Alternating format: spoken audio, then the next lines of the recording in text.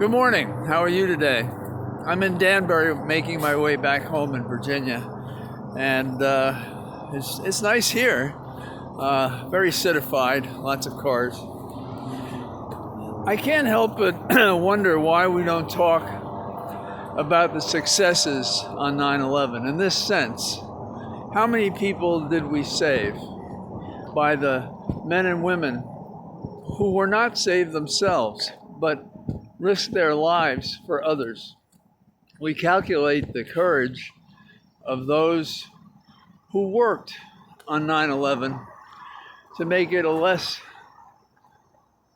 treacherous event than it was. It still stands out as historic. I, for one, have not listened to Bush's speech because I have a memory of how Bush mishandled this entire affair.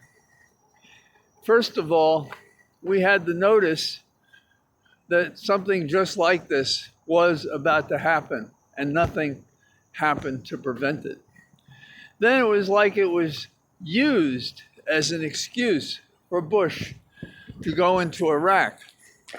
But as phony a reason as that was, he had to come up with weapons of mass destruction that didn't exist as a reason to go forward to protect us from these weapons that didn't exist, haven't been found, and even were the subject of jokes by Bush, who said, "Has anybody seen the weapons of mass destruction?" on one occasion.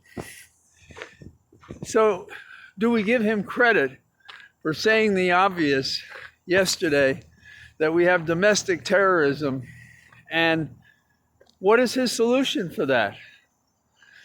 This is the tragedy of modern American politics, that we talk about these things and we make the sounds, but then we don't subscribe to the action that corresponds to the offense.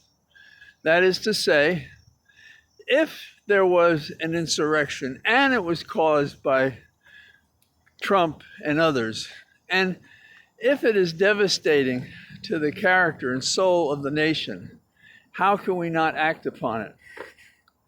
I see the papers are full of memories of 9/11, where people were, how they suffered, how they survived, how minutes of choice to be late to work saved them because they would have been at a workstation that would have almost certainly meant their death.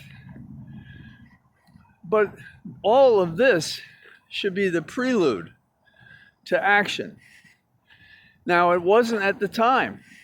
Even as to 9/11, we passed the Patriot Act that had very little to do with remedying processes we had that might have helped avoid or assist us on the day of the attack.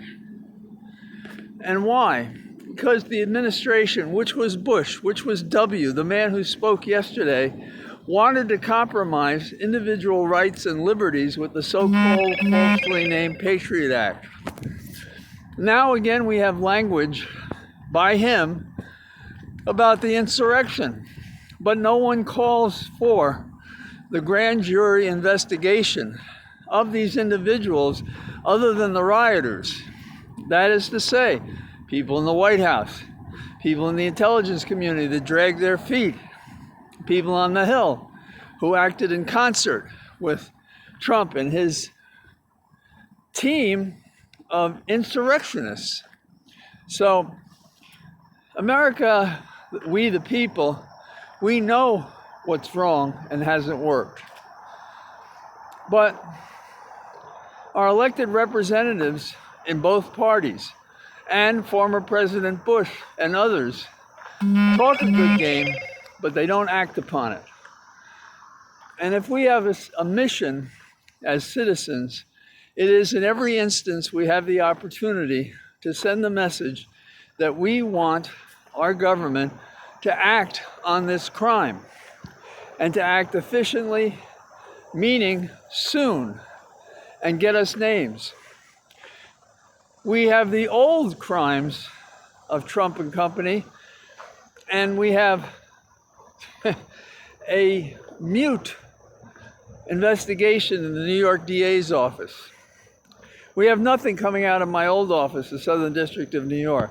Nothing coming out of DC. Nothing come out of Georgia, where Trump interfered in the election.